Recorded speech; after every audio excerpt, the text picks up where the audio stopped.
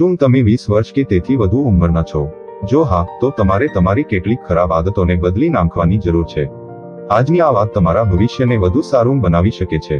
આટલું યાદ રાખો, જો તમે હવે તમારા જીવન પર કાબુ નહીં મેળવો, તો જીવન તમારું કાબુ મેળવી લેશે. તો ચાલો જાણીએ કે કઈ આદતો તાત્કાલિક છોડવી જોઈએ. 1. સમય બરબાદ કરવો. તમારા દિવસની શરૂઆત કેમ થાય છે?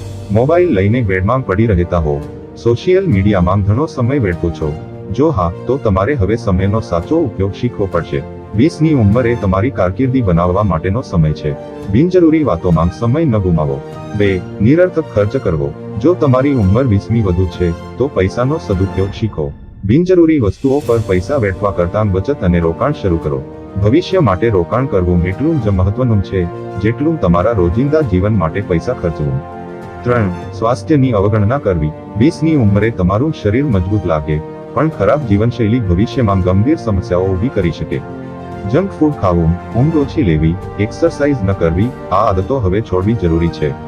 હેલ્થી આહાર લો, નિયમિત કસરત કરો અને સારી ઊંઘ લો. 4. બીજાઓને ખુશ કરવા માટે જીવવું. કેટલાક લોકો સમાજ શું કહે છે તે જ ધ્યાનમાં રાખીને પોતાનું જીવન જીવતા હોય છે. જો તમારે હંમેશા બીજાને ખુશ રાખવાની જરૂર લાગે, તો તમે તમારા જીવનનું નિયંત્રણ ગુમાવી રહ્યા છો. તમારે જે સાચું લાગે તે કરો. 5. ડિસિપ્લિન વગર જીવવું. કોઈ પણ સફળ વ્યક્તિને જોશો, તો એક સામાન્ય વસ્તુ જરૂર જોવા મળશે: શિસ્ત, ડિસિપ્લિન. તમારે તમારા જીવનમાં નિયમો લાવવા પડશે. મોર્નિંગ રૂટીન બનાવો, ટુ ડુ લિસ્ટ બનાવો અને તમારા ટાર્ગેટ્સ પર કામ કરો. 6. નકારાત્મક લોકો સાથે રહેવું. તમારા આસપાસ કેવા લોકો છે, તે તમારું ભવિષ્ય નક્કી કરે છે. જો તમે નકારાત્મક અને ઊંચા સપનાનું મજાક ઉડાવનારા લોકો સાથે છો, તો તમારી પ્રગતિ અટકશે. એવી સંગત છોડો જે તમને નીચે ખેંચે. 7. હંમેશા એક જ પ્લાન પર ટકેલા રહેવું. કેટલાક લોકો એક જ વિચાર પર વર્ષો સુધી અટવાઈ જાય છે, પણ પ્રગતિ કરતી નથી. જો તમારું કોઈ પ્લાન કામ ન કરી રહ્યું હોય, તો નવા રસ્તાઓ શોધો.